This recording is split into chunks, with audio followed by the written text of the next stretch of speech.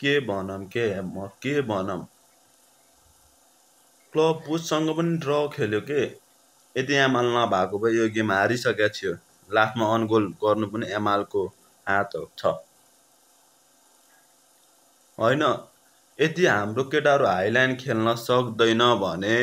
highland नखेला न ह्यान्डचिपले कति highland खेलाएको यस्तो तरिकाले त च्याम्पियन लिग लालिगा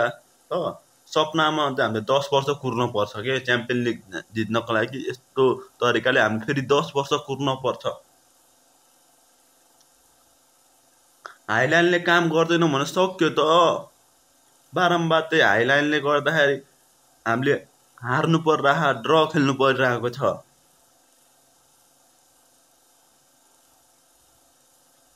यति रिस उठिरहेको कि मलाई यो गेमबाट यस्तो तरिकाले हामीले च्याम्पियन लिग जित्न अझै 10 वर्ष कुर्न पर्छ के हामीले बार्सा फ्यानहरूले पहिलाको सिजन ठिक थियो तर यो सिजन यस्तो सिजनमा च्याम्पियन लिग त के घुत्रो पनि जित्दैन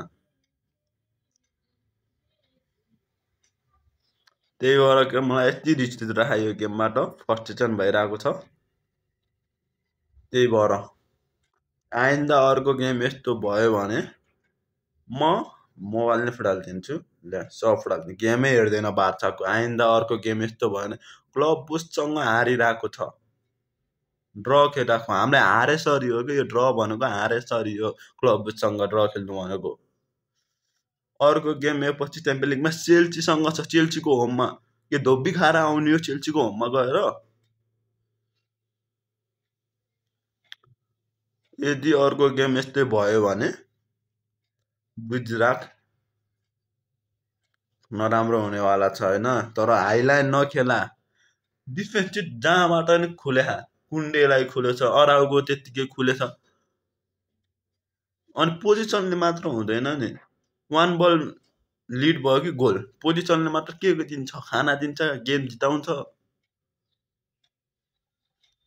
अनि ल हाम्रो केटा एमआर ब्याक भइसकेको छ होइन एमआर ब्याक भएको खुसी छ तर डिफेन्सिभ पनि हुनु पर्यो मैले बारम्बार भनिरहेको थिएँ डिफेन्सिभ आधा के हुन्छ भनिरहेको थिएँ सेम त्यही भोग्यो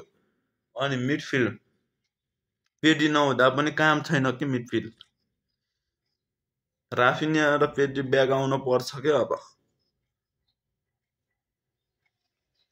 के भन्ने मलाई यति रिस उठिरहेको छ यो गेम देखेर न हाँस्न सके न रुन सके यति बिग टिमले पोइन्ट लिड गरेको छ आज टप 8 भित्र छिर्ने चान्स थियो त्यो चान्स पनि गुमायो यस्तो तालले च्याम्पियन लिग हामीले 10 वर्ष कुर्नुपर्छ हेर्नको लागि बार्सा फ्यानहरू त्यसैले हामीलाई अहिले हेर्दाखेरि आश त मरिसक्यो भरोसा पनि मरिसक्यो यस्तो गेम देखेर यो सिजन च्याम्पियन लिग लालिगा जित्छ भन्ने रियल म्याड्रिड आकाशमा उडिरहेको छ लालिगामा च्याम्पियन लिगमा उडिरहेको छ